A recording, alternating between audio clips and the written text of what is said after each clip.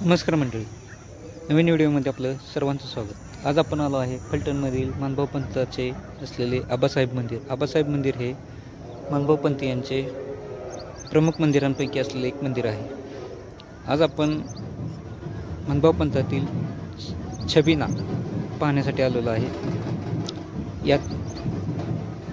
यात्रेची सुरुवात छबिन्यापासून केली जाते। प्रत्येक वर्षी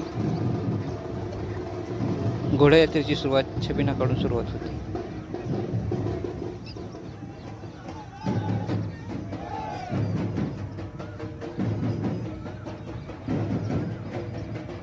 चैत्र पौर्णिमेपासून सुरू होणाऱ्या या यात्रेला छबिन्याने प्रारंभ होतो। श्रीकृष्ण मंदिर ते आबासाहेब मंदिर या दरम्यान घोड्यांची मिरवणूक काढली जाते। या मिरवणुकीला छबिना असे बोलले जाते।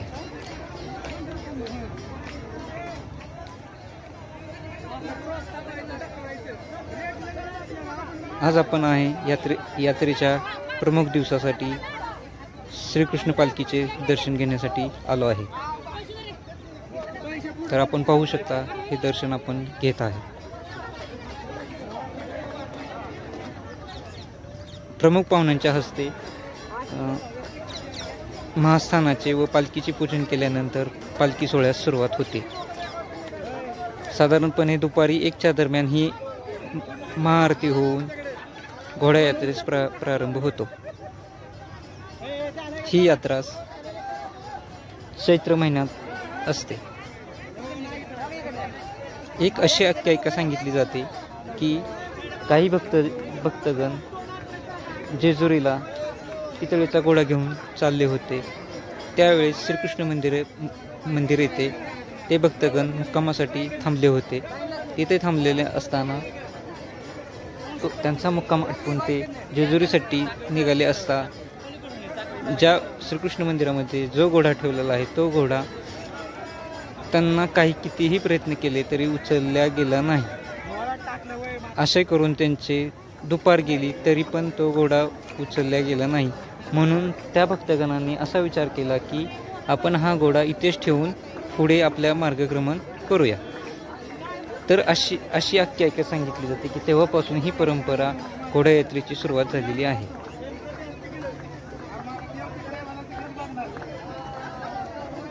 घोडा यात्रा ही आबासाहेब मंदिर पासून सुरुवात होते। घोडा यात्रेमध्ये श्रीकृष्ण पालखी किंवा श्रीकृष्ण महाराजांची पालखी व पालखीमध्ये मूर्ती ठेवून मूर्तीची मिरवणूक काढली जाते।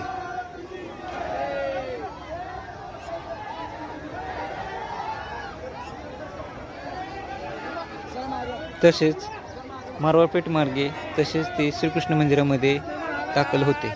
तिथून जो घोडा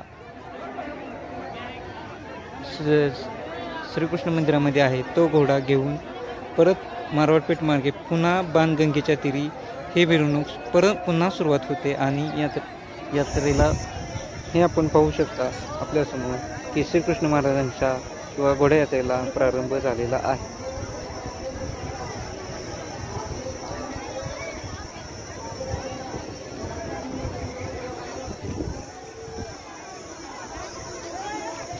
गुलाल खोबऱ्याची उधळण करत भक्तगण श्रीकृष्ण महाराजांचा जय जयकार करत यात्रेला सुरुवात होत आहे।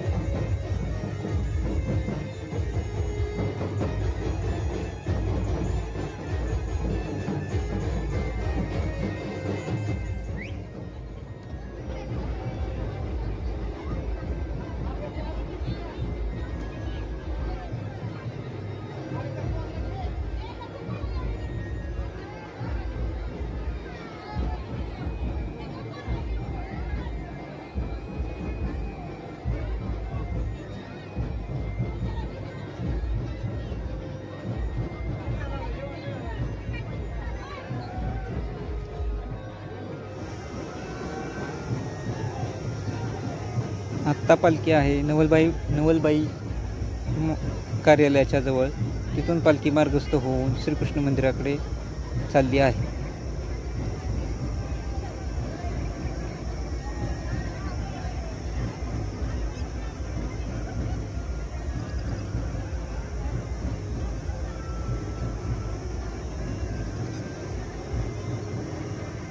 भव्य अशी घोडायात्रा पाहण्यासाठी महाराष्ट्रभरून अनेक भक्तगण येतात. तसेच यात्रेमध्ये अनेक प्रकारची खेळणी, मिठाई पदार्थ, खाद्य किंवा देवासाठी लागणारे पदार्थ येतात. तसेच दवना, गुलाल खोबरे याचीही दुकानं थाटली जातात. आत्ता आपण आहे श्रीकृष्ण मंदिराच्या बाजूला, जिथे आता पालखीचे स्वागत होत आहे. हे माझ्या फॅमिलीसोबत. काही यात्रेतील क्षणचित्र आपण पाहत आहोत. थोड्याच वेळात पालखीचे आगमन श्रीकृष्ण मंदिरामध्ये होत आहे.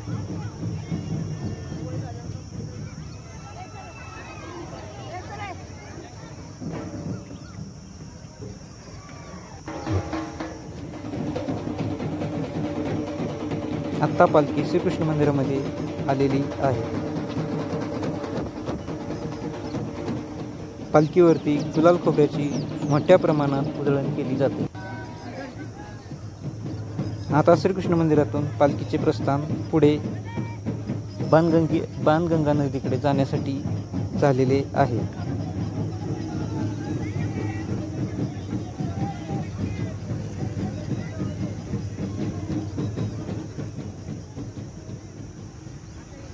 आता आपण आहे श्री चक्रपाणी महाराज मंदिराच्या परिसरामध्ये.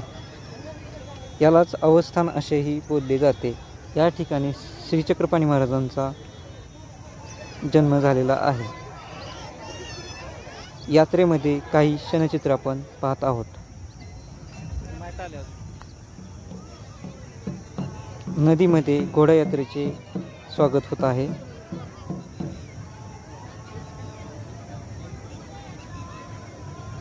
या यात्रेमध्ये एक असे वैशिष्ट्य आहे की जे मी व्हिडिओमध्ये तुम्हाला दाखवू शकत नाही. ते पाहण्यासाठी मित्रांनो अवश्य किंवा मंडळींनो तुम्ही ही यात्रा पाहण्यासाठी अवश्य बाणगंगेच्या किनारी या. ह्या यात्रेचे वैशिष्ट्य महाराष्ट्रामध्ये कुठेही तुम्हाला पाहायला मिळणार नाही. अशी ही एक महाराष्ट्रामध्ये वैशिष्ट्यपूर्ण अशी एक यात्रा आहे की जे तुम्हाला मी व्हिडिओमध्ये नाही दाखवू शकत. हा तो घोडा की जो जेजुरीचे भक्त जे थांबले होते तो आपल्यासमोर घोडा चाललेला आहे.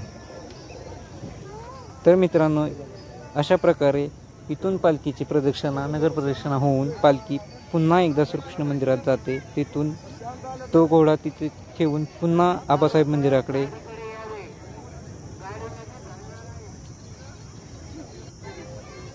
मंदिराकडे जाते आणि पालखीची महाआरती होऊन यात्रेची समाप्ती होती. मित्रांनो व्हिडिओ कसा वाटला नक्की सांगा. लाईक सबस्क्राईब चॅनलला नक्की करा. धन्यवाद. जय श्रीकृष्ण महाराज. जय.